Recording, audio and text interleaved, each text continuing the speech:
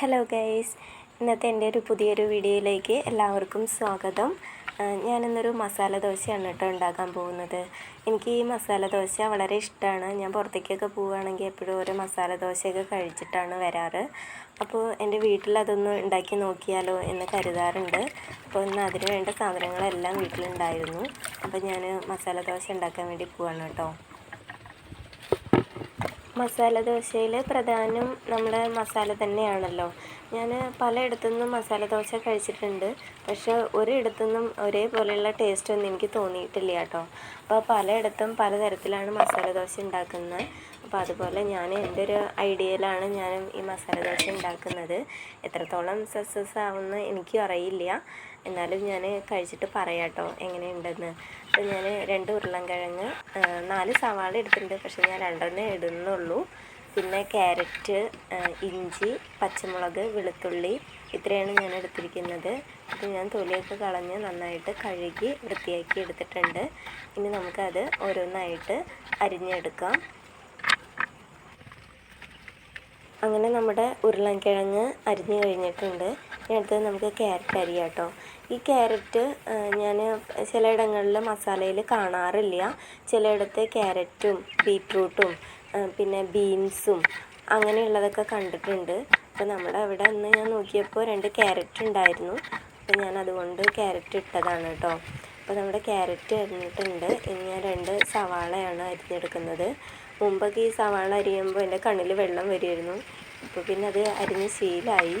പിന്നെ നല്ല വലുപ്പത്തിലൊന്നും അല്ല കേട്ടോ ഞാൻ അരിഞ്ഞെടുക്കുന്നത്. എന്നാൽ വളരെ ചെറുതായിട്ടും അല്ല, ഒരു മീഡിയം വലുപ്പത്തിൽ ഞാൻ അരിഞ്ഞെടുക്കുന്നുണ്ട്.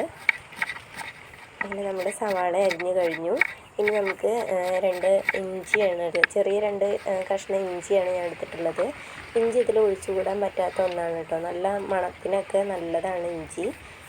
പിന്നെ 2 വെളുത്തുള്ളിയാണ് ഞാൻ എടുത്തിട്ടുള്ളത്. വെളുത്തുള്ളി ഇഞ്ചിയും ഞാൻ അരിയാണ് കേട്ടോ ചെയ്യുന്നത്. അത് ഒന്ന് ചതച്ചെടുത്താൽ മതി. അപ്പോൾ ചതയ്ക്കാനുള്ളൊരു ഓപ്ഷൻ നമുക്കിവിടെ ഇല്ലാത്തത് കൊണ്ട് ഞാൻ വളരെ ചെറുതാക്കി അരിഞ്ഞുകൊണ്ടിരിക്കുകയാണ്. നിങ്ങൾ ഈ വീഡിയോ കണ്ടിട്ട് നിങ്ങൾക്ക് ഇഷ്ടപ്പെടുകയാണെങ്കിൽ എൻ്റെ ചാനലൊന്ന് സബ്സ്ക്രൈബ് ചെയ്യണം. പിന്നെ എൻ്റെ വീഡിയോയ്ക്ക് സപ്പോർട്ടും ചെയ്യണം കേട്ടോ.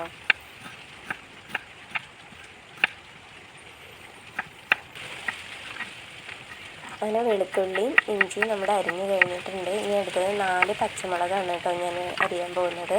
ഈ പച്ചമുളക് ഞാൻ 4 എടുത്തത് നമ്മുടെ എരിവിനനുസരിച്ചിട്ടാണ്. ഇത് അത്ര എരിവുള്ള പച്ചമുളകൊന്നും അല്ല. അപ്പോൾ നിങ്ങൾക്ക് എരിവൊക്കെ കൂടുതൽ ഇഷ്ടമാണെങ്കിൽ കൂടുതൽ ഇടാം കേട്ടോ. ഞാൻ വളരെ കുറച്ച് എരിവ് കൂട്ടുന്ന ഒരാളാണ്. എനിക്കധികം എരിവൊന്നും ഇഷ്ടമല്ല. അങ്ങനെ നമ്മുടെ എല്ലാ കഷ്ണങ്ങളും അരിഞ്ഞ് കഴിഞ്ഞിട്ടുണ്ട്. ഇനി നമുക്കതൊരു കുക്കറിലേക്ക് ഉരുളൻകിഴങ്ങും ക്യാരറ്റും ഒക്കെ ഒന്ന് വേവിച്ചെടുക്കണം. അപ്പോൾ ഞാൻ കുറച്ച് മഞ്ഞൾപ്പൊടിയും ഉപ്പും കുറച്ച് വെള്ളവും ചേർത്തിട്ട് ഞാൻ വേവിക്കാൻ വയ്ക്കുകയാണ്. കുക്കറിലാണ് കേട്ടോ വേവിക്കുന്നത്. അങ്ങനെ നമുക്കതൊരു 5 മിനിറ്റ് കൊണ്ട് വെന്ത് കിട്ടും. അങ്ങനെ നമുക്കത് വേവിച്ചെടുക്കാം.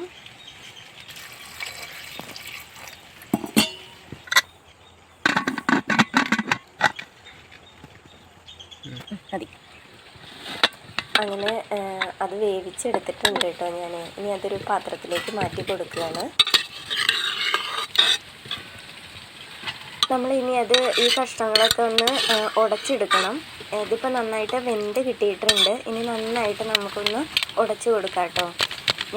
ഇതെൻ്റെ ഒരു ഐഡിയയിൽ ചെയ്യുന്ന ഒരു മസാല ദോശയാണ് കേട്ടോ. ഇത് ഞാൻ ആരോടും ഇതിൻ്റെ റെസിപ്പി എങ്ങനെയാണെന്ന് ഞാൻ ചോദിച്ചിട്ടൊന്നുമില്ല. അപ്പോൾ ഞാൻ കണ്ടിട്ട് എൻ്റെ ഒരു ഐഡിയയിൽ ഞാൻ ചെയ്യുന്നതാണ്. എന്തെങ്കിലും തെറ്റുണ്ടെങ്കിൽ നിങ്ങൾ പറഞ്ഞു തരണം. അപ്പോൾ ഞാനൊരു ചട്ടി അടുപ്പത്ത് വെച്ചിട്ടുണ്ട്. ഇനി അതിലേക്ക് കുറച്ച് വെളിച്ചെണ്ണ ഒഴിച്ചു കൊടുക്കാം. നല്ല കാറ്റുണ്ട് കേട്ടോ. നമ്മുടെ വീട് ഒരു പാടത്തിൻ്റെ സൈഡിലായിട്ടാണ്. അപ്പോൾ ഇവിടെ പുറത്താണ് കുക്ക് ചെയ്യുന്നത്. അപ്പോൾ നല്ല കാറ്റുണ്ട്. അപ്പോൾ കടുക് ഞാൻ ഇട്ടിട്ട് അതൊന്ന് പൊട്ടിച്ചെടുക്കുന്നുണ്ട്. ഇനി അതിലേക്ക് നമുക്ക് അരിഞ്ഞു വെച്ച സവാള ഇട്ട് കൊടുക്കാം. ഈ സവാള നന്നായിട്ട് മൂപ്പാവണമെന്നൊന്നുമില്ല, ഒന്ന് പച്ചപ്പ് മാറാൻ വേണ്ടിയിട്ടാണ് ഒന്ന് ഇളക്കിയെടുക്കുന്നത്. നന്നായിട്ട് ഇളക്കി കൊടുക്കണം, അടി കരിയരുത്. അങ്ങനെ ഇളക്കിയിട്ടുണ്ട്. ഇനി അതിൽ വെളുത്തുള്ളി ഇഞ്ചിയും അരിഞ്ഞത് ഞാൻ ഇട്ട് കൊടുക്കുന്നുണ്ട്.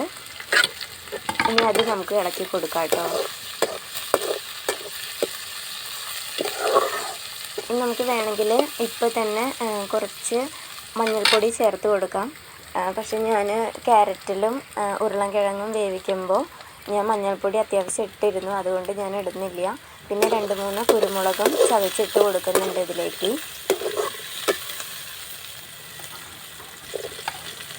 നമുക്കിനി പച്ചമുളക് ഇട്ട് കൊടുക്കാം. ഇനി കറിവേപ്പില ഇടാം കേട്ടോ. കുറച്ച് ഉപ്പ് ഇട്ട് കൊടുക്കാം. ആവശ്യത്തിന് ഉപ്പിട്ടാൽ മതി. മസാലയിൽ ഉപ്പ് അധികമായ ടേസ്റ്റ് ഉണ്ടാവില്ല. അപ്പം നമ്മുടെ മസാല എനിക്ക് വേണ്ട ഇതൊക്കെ റെഡി ആയിട്ടുണ്ട്. ഇനി അതിൽ നമുക്ക് കുറച്ചൊന്ന് വെള്ളം ഒഴിച്ച് കൊടുക്കാം. കുറച്ച് വെള്ളം ഒഴിച്ച് കൊടുത്താൽ മതി. അത് എന്നിട്ടൊന്ന് ആവിയിൽ വെക്കണം. ഒരു 5 മിനിറ്റ് നമുക്കിനി അതൊന്ന് അടച്ച് വേവിച്ച് കഴിഞ്ഞാൽ ഈ ഉള്ളിയൊക്കെ ഒന്ന് വെന്ത് കിട്ടും കേട്ടോ.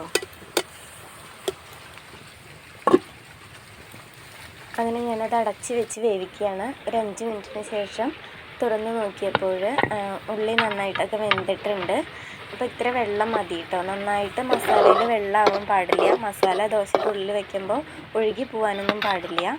ഇനി നമുക്ക് ഉരുളൻകിഴങ്ങും ക്യാരറ്റും വേവിച്ചത് ഇതിലേക്ക് ഇട്ടിട്ടൊന്ന് ഇളക്കാം. ഞാൻ മഞ്ഞൾപ്പൊടി അത്യാവശ്യം ഇതിൽ നന്നായിട്ട് ഇട്ടിട്ടുണ്ടായിരുന്നു, അതുകൊണ്ടാണ് കേട്ടോ ഉള്ളിയിൽ ഞാൻ മഞ്ഞൾപ്പൊടി ഇടാതിരുന്നത്. അപ്പോൾ ഇനി അതൊക്കെ ഒന്ന് മസാല എല്ലാം എരിവൊക്കെ നന്നായിട്ടൊന്ന് പിടിക്കാൻ വേണ്ടിയിട്ട് നമുക്കിനി അത് ഒരു 5 മിനിറ്റ് അടച്ച് വയ്ക്കാം.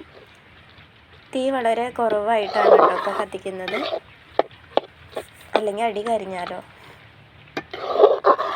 അതിന് നമുക്കൊരു 5 മിനിറ്റ് ഇനി അതൊന്ന് അടച്ച് വയ്ക്കാം കേട്ടോ. അങ്ങനെ 5 മിനിറ്റ് കഴിഞ്ഞ് ഞാൻ തുറന്ന് നോക്കുമ്പോൾ നല്ല മണം വരുന്നുണ്ട്. അപ്പോൾ ഏട്ടൻ വേഗം ദോശ ഉണ്ടാക്കാൻ പറയുന്നുണ്ട്. ചൂടോടെ ദോശ കഴിക്കാനാണ് എനിക്കിഷ്ടം. ഇനി നമുക്കിത് ഇറക്കി വെക്കാം കേട്ടോ. ഇനിയാണ് നമ്മൾ ദോശ ഉണ്ടാക്കാൻ പോകുന്നത്. പിന്നെ ദോശക്കല്ല് ഞാൻ അടുപ്പത്ത് വെക്കുന്നുണ്ട്. ഈ ദോശക്കല്ല് ഞാൻ ഈ അടുത്തായിട്ട് വാങ്ങിയിട്ടുള്ള ഒന്നാണ്. എനിക്ക് വളരെ ഇഷ്ടമായി കേട്ടോ. നല്ലൊരു ദോശച്ചട്ടിയായിരുന്നു. ഇനി അതിലേക്ക് ഞാൻ കുറച്ച് എണ്ണ തടവി കൊടുക്കുന്നുണ്ട്. ചട്ടി നന്നായിട്ട് ചൂടായി വന്നിട്ടുണ്ട്. ഇനി നമുക്ക് മാവ് പരത്തി കൊടുക്കാം. അങ്ങനെ ഞാൻ ദോശ നന്നായിട്ട് പരത്തിയെടുത്തിട്ടുണ്ട്. ഇനി അതിൻ്റെ മുകളിൽ ഞാൻ കുറച്ച് നെയ്യ് ഒഴിച്ച് കൊടുക്കുകയാണ്. നന്നായിട്ട് മൊരിഞ്ഞ് കിട്ടണം കേട്ടോ. ഞാനൊന്ന് മറിച്ചിട്ട് കൊടുക്കുന്നുണ്ട്. സാധാരണ മസാല ദോശയൊന്നും മറിച്ചിടാറില്ല, പക്ഷെ ഞാൻ മറിച്ചിടുന്നുണ്ട്. ഇനി അതിലേക്ക് നമ്മൾ നേരത്തെ ഉണ്ടാക്കി വെച്ച കുറച്ച് മസാല ഞാൻ ഇട്ട് കൊടുക്കുകയാണ്. ഇനി നമുക്കത് മടക്കിയെടുക്കാം കേട്ടോ. ഒരാൾ കൈ കഴുകാൻ വേണ്ടിയിട്ട് ഇവിടുന്ന് പോയിട്ടുണ്ട്, പക്ഷെ എനിക്കും കൂടെ ആയിട്ട് ഞാൻ ദോശ കൊടുക്കുന്നുള്ളൂ. അപ്പം ഞാനിത് മാറ്റി വയ്ക്കുകയാണ് കേട്ടോ.